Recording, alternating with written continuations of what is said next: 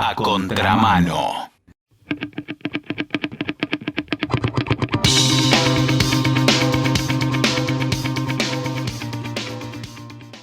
Hay un tema que suena bastante en los últimos tiempos, que es el tema de las LELIQs. ¿Qué es lo que son? ¿Para qué fueron creadas? Siempre todos los temas económicos tienen un doble problema.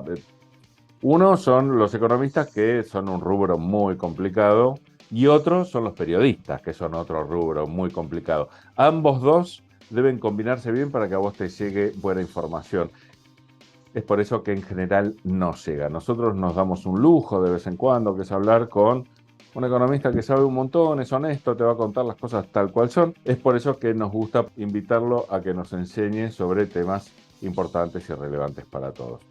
Él es Pablo Anino, él es licenciado en Economía y te va a desasnar, igual que a mí, sobre las LELIQs, para qué fueron creadas, si sirvieron a su propósito o no. ¿Cómo te va, Pablo? Simón te saluda. Hola Simón, ¿cómo estás? Buenas tardes a la audiencia. Muchas gracias por atendernos, querido. Es un gran placer, como siempre, hablar con vos. A ver, ¿cuándo fueron creadas estas LELIQs? ¿Y para qué? La LELIQ es letra de liquidez del Banco Central. Traducinos ya, que es eh, una eh, letra así cortita, ¿no? es una deuda que toma el Banco Central. El Banco Central emite estas LELIQ, esta letra, y los bancos privados y los bancos públicos, como puede ser el Banco Nación, Banco Ciudad, Banco de Córdoba, y el Banco Santander, el Banco Bilbao Vizcaya, le dan pesos al Banco Central y el Banco Central le da esta letra a cambio y esta letra a cambio tiene un interés. O sea que cuando el Banco Central devuelva esa plata, tiene que devolver el capital que le prestaron más un interés, más una tasa de Es una interés. especie de bono. Es una especie de bono, pero se llama letras porque es una deuda de corto plazo que se renueva en poco tiempo. Pero quería ir un poco más atrás a la historia, que Por había favor. otras letras que son las LEBAC, letras del Banco Central, se crearon en el 2002 o se empezaron a usar mayormente en el año 2002 cuando se salió de la convertibilidad de Domingo Cavallo, la convertibilidad de Menem, y esas LEBAC, que son el antecedente de las LELIQ, tenían una función específica que era sacar dinero de circulación, de sacar pesos de circulación. ¿Por qué ocurría esto? Era un momento en que se devaluó, estaba aumentando el saldo del comercio exterior del país, es decir, de lo que el país exporta menos lo que el país importa, aumentó producto de la devaluación. Toda devaluación hace que caigan las cantidades importadas y en ese momento, 2002-2003, había iniciado un ciclo de aumento de precios de los bienes que el país exporta, por lo cual ya se veía que iban a entrar muchos dólares y efectivamente entraron muchos dólares en los años subsiguientes. ¿Qué pasa? Cuando entran muchos dólares al país, esos dólares, los exportadores tienen la obligación de liquidarlos al Banco Central, ¿no? Entonces se exporta, no sé, soja, el exportador de soja agarra los dólares y los dólares los tiene que ingresar al país y se los tiene que dar al Banco Central y el Banco Central le da pesos a cambio, ¿no? Entonces, la LEBAC es un mecanismo, se llama en Argentina, las LEBAC y otras letras en todo el mundo, o ahora las LELIQ, se utilizan como mecanismo de esterilización monetaria. Es decir, cuando entran dólares, esos dólares generan una emisión monetaria del Banco Central, porque compra los dólares del Banco Central, pone en circulación pesos. Para sacar los pesos de circulación, los mismos que emitió ayer, hoy los saca emitiendo Lo LEBAC. chupa a través de estas. Sí, se llama mecanismo de esterilización, es una de las políticas monetarias de los bancos centrales. Eso era originalmente allá por 2002. Entonces tenía la función de tratar de que esos pesos no generaran inflación en una teoría monetaria particular, que es la monetarista, que yo no comparto plenamente, pero así fue pensado originalmente en un momento particular.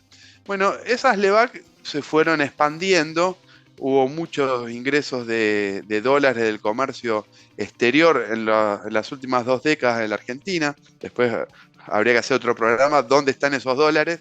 Ya lo hemos hablado en alguna ocasión sobre la fuga de capitales y demás, Eso. pero en principio entraron muchos dólares y había que esterilizar los pesos que se emitían para que el Banco Central compre esos dólares.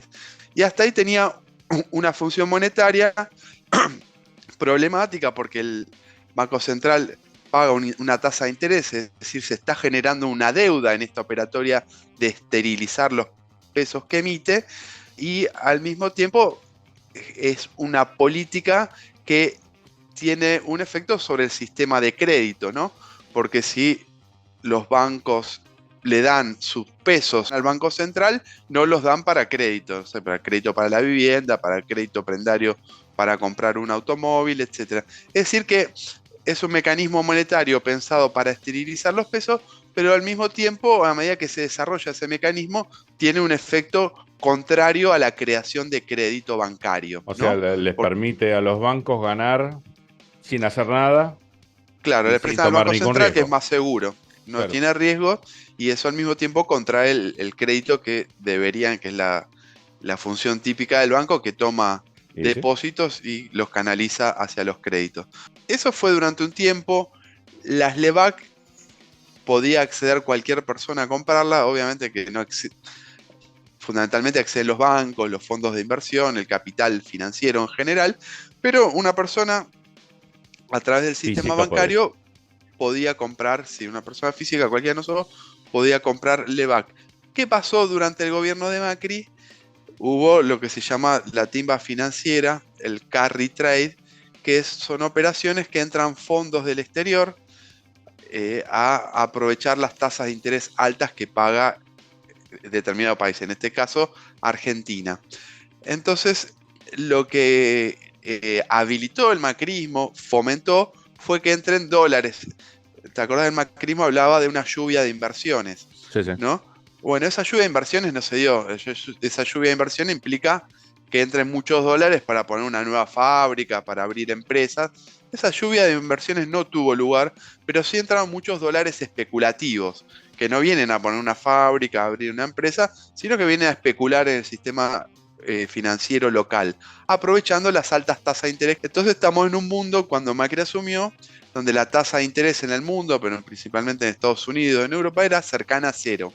Es decir, un fondo de inversión iba a un banco estadounidense, pedía un crédito, le daban dólares, esos dólares pagaban una tasa de interés mínima, digamos 0%, 0,5, 1%, lo que fuere, los traía a la Argentina, los convertía a pesos, compraba LEBAC y las LEBAC le daban, bueno, habría que ver la serie histórica porque la tasa fue variando, pero digamos que al principio cuando asumió Macri le daba un 20 y pico, digamos, entre 20 y 25% de rendimiento, ¿no?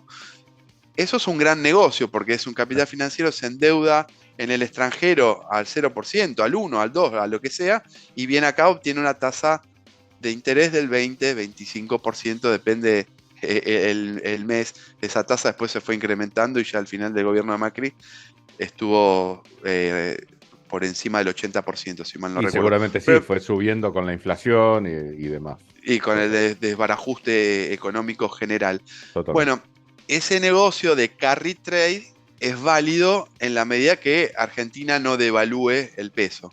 Porque si se encarece el dólar, lo que ocurre es que obtienen mucha tasa de interés comprando LEBAC, pero después cuando quieren volver a comprar los dólares para salirse del país, resulta que compran menos dólares que antes si hubo una devaluación en el medio, porque el dólar se encarece mucho. Sí. Es decir, que esa operación es una operación que es válida en la medida que la tasa de interés de Argentina le gane a la tasa de interés de Estados Unidos o de Europa, pero también que la tasa de interés le gane a la devaluación, Bien. al ritmo de aumento del dólar, ¿no? Sí, sí. Si la tasa de interés es 25 y el dólar aumenta 26, 27%, 28, 30% en el periodo que un capital especulativo entró, va a perder plata. ¿Qué ocurrió? A medida que se fueron desbarajustando todas las variables económicas, el desastre que hizo el macrismo, las tendencias, las presiones al aumento del dólar fueron cada vez mayor y también, por lo tanto, fue cada vez mayor el aumento de la tasa de interés, al extremo que ya para el año 2018, 2019, esa tasa de interés se fue acercando, en algún momento llegó, si mal no recuerdo, al 84%, algo así. para tratar de que la tasa de interés no solo le gane a la tasa de interés de Estados Unidos o de Europa, sino que le gane al ritmo de aumento del dólar en Argentina, porque si no los fondos de inversión perdían plata. Es decir, que la tasa de interés se puso en función de que los fondos de inversión ganen plata. Y eso ya es un problema para el crédito bancario, porque contrae el crédito bancario. Imagínate con un montón de capital especulativo ingresando al país aprovechando esta timba financiera que se llama carry trade, y con tasas de interés en el 80 y pico %, se produce una contracción del crédito, y esa contracción del crédito por diversos mecanismos reduce el consumo, porque uno tiene que comprar con tarjeta de crédito y si le cobra una tasa de interés del 84, 80%, les resulta más caro, más difícil financiarse con la tarjeta de crédito. Pero lo mismo una empresa que quiere tomar un crédito para comprar una máquina o para lo que se llama capital de trabajo, para financiar el día a día de la empresa, le resulta muy difícil, por lo cual termina no solo contrayendo el crédito, sino por la vía de la contracción del crédito, afectando la actividad productiva cada vez más, porque sube cada vez más la tasa de interés, por lo cual el capital financiero, el sistema bancario, prefiere prestarle al Banco Central, y eso va desinflando el ritmo de actividad económica. Bueno, con la asistencia de los capitales financieros y este carry trade que se fue agrandando en los primeros años de macrismo, también mucha gente empezó a comprar las LEBAC. Y al momento se transformó en una bola de nieve, es una deuda gigantesca del Banco Central, que no solo es una deuda gigantesca el stock que tiene, sino que como la tasa de interés crece, si el Banco Central tiene una deuda de 1 billón de pesos y tiene una tasa de interés del 80%, cada año va a crecer en 800 mil millones de pesos la deuda del Banco Central. Y bueno, después ahora vamos a ir a la actualidad. Hay un tema que tiene poco de teórico, para vos que sos economista, sí, seguro que tendrá aristas teóricas muy interesantes, pero para mí, que soy un burro y solo veo la realidad, vos decías que esos instrumentos fueron creados para frenar la inflación. Evidentemente, o nunca pretendieron eso o fracasaron espantosamente en su cometido, porque lo cierto es que la inflación creció sin parar, ¿no? Esto tiene, yo te decía, una teoría, la teoría monetarista, que es una forma particular de ver la economía en general y de ver la política monetaria en particular. Sí, es evidente que fracasó. Estamos con la inflación en 110% anual, la última que informó el INDEC para el mes de abril, ¿no? Ese 8,4 y 110% anual. Pero ¿qué pasó? Esas LEBAC se transformaron en una bola de nieve imposible de manejar para el Banco Central.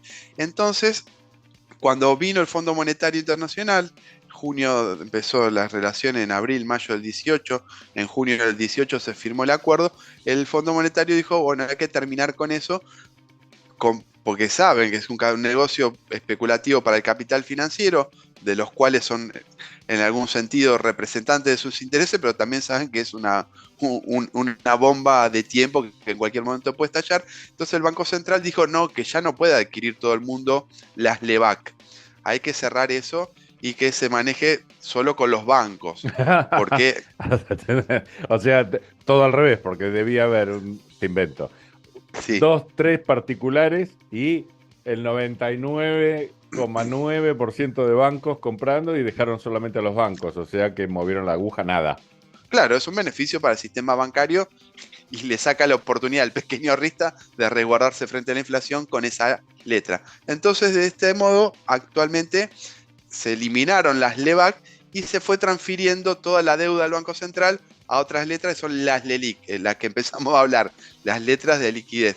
Es deuda del mismo sentido, del corto plazo, pero que solo pueden adquirir los bancos privados o los bancos públicos, como el Banco Nación, el Banco Ciudad, Banco de Córdoba, etcétera, Banco Provincia de la Provincia de Buenos Aires, etcétera. Y esa es la situación actual. El asunto que conforme aumentó la inflación, aumentaron las tendencias devaluacionistas, la tasa de interés se fue incrementando de manera enorme. Ahora, no sé, habría que fijarse en la serie histórica, pero este día lunes de esta semana, el Banco Central aumentó la tasa de interés al 97%. La tasa nominal anual. Pero como esas letras se renuevan cada un mes, y se renuevan cada un mes, la tasa efectiva anual se va al 155%.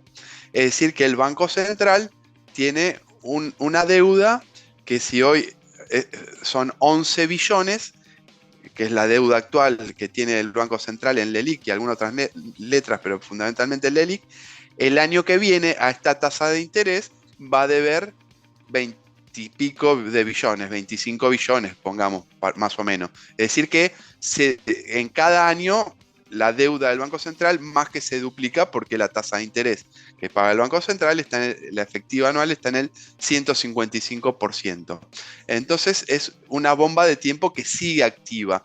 Está concentrada esa deuda en los bancos, los que tomaron esa deuda es el Banco Central en favor de los bancos privados y públicos, pero es una bomba de tiempo. Se han agudizado últimamente con la última mes, hubo 3 subas de la tasa de interés, subió 19 puntos la tasa de interés, está en el 77, en el 97 esta semana, estaba en el 78 hace un mes y pico atrás. Obviamente vos poneme todos los matices, que por eso me gusta charlar con vos. Ahora, esto parece un absoluto negociado. La tasa de interés que fija el Banco Central, que es un negocio seguro de los bancos, es como la paritaria de los bancos. Hoy a ningún asalariado le están dando una paritaria del 155%. A los bancos sí, le aseguran un ingreso enorme.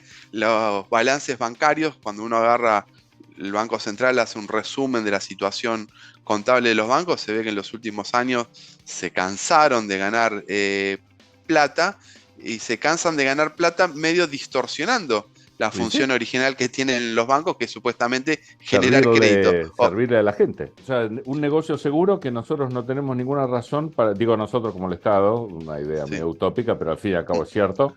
Nosotros no tendríamos por qué asegurarle esa ganancia porque no estamos obteniendo nada a cambio, porque la inflación se dispara igual, o sea que es una herramienta inútil y aparte, al hacer eso, costoso. Restringimos el dinero para la gente de nuestra sociedad que lo precisaría para ser más pujante y avanzar. O sea que es un doble perjuicio.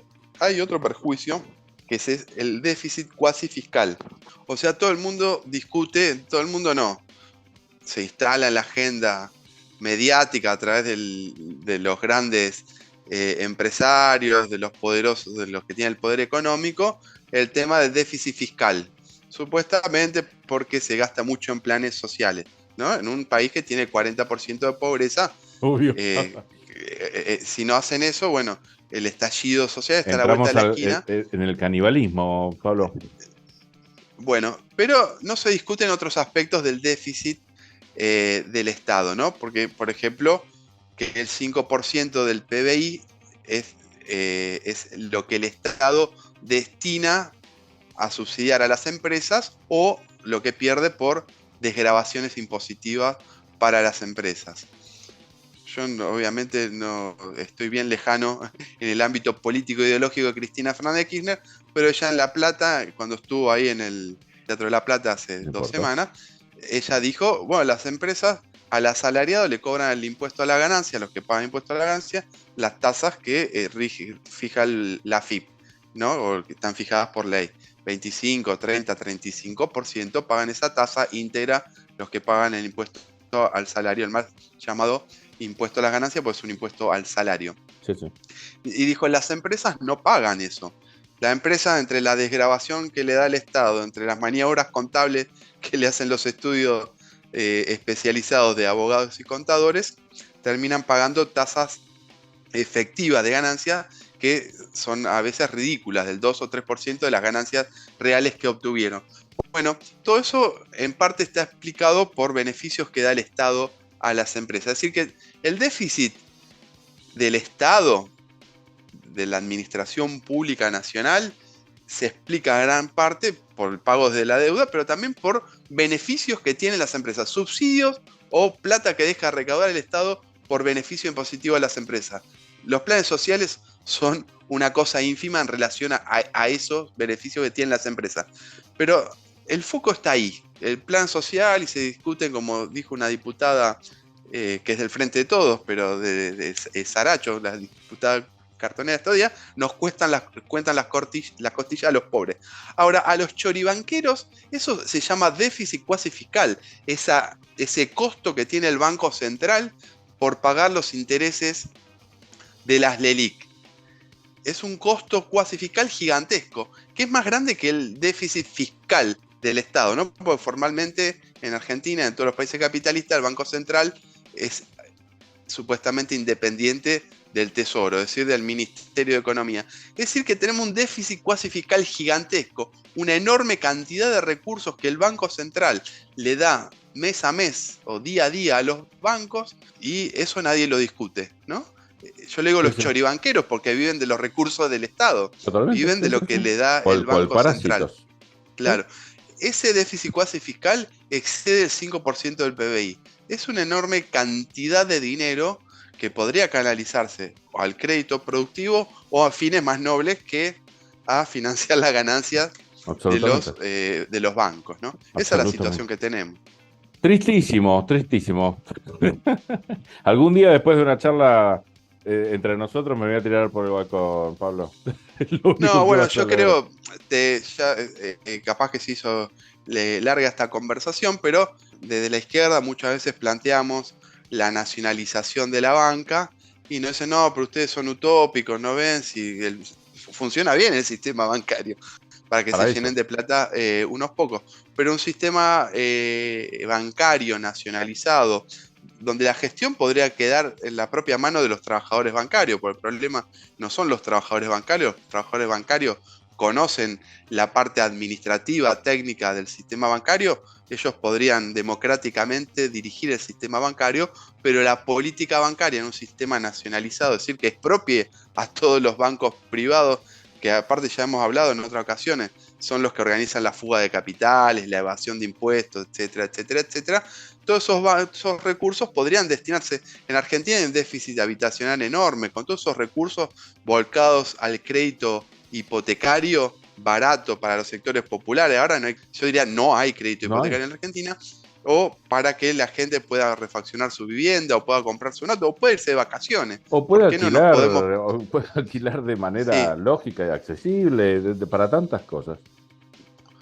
Así que bueno, sí, da mucha bronca, da para tirarse por el balcón, pero creo que hay alternativas que por lo menos se pueden discutir en una conversación como la que estamos teniendo ahora. Absolutamente. Eso es charlable sin duda. Que esto es espantoso, es indubitable. Así que digo, charlar otras opciones es menester, olvídate, sin dudas. Bueno, querido, ha sido muy, muy claro como siempre, deprimente, pero muy interesante. ¿Querés cerrar con algo cortito?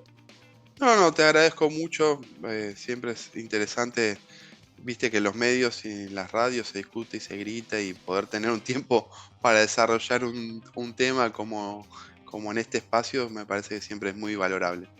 Y sí, es lo que intentamos, porque justamente detrás de los gritos normalmente pasan las cosas serias a escondidas de la opinión pública, ¿no? Es como para entretener a la gente, un poquito de pan y circo, hacer de cuenta que se charlan cosas y en realidad nadie entiende nada y la nave va, todo continúa. Obviamente nosotros, sabiendo que es casi una batalla perdida, pretendemos que la nave deje de ir, metafóricamente hablando, ¿verdad? Bien. Bueno, querido, te mandamos un gran abrazo y te agradecemos mucho esta charla. Muchas gracias a vos, Simón, y bueno, saludos a toda la audiencia.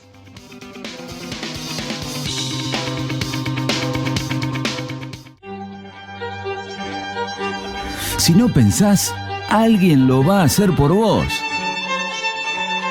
A contramano.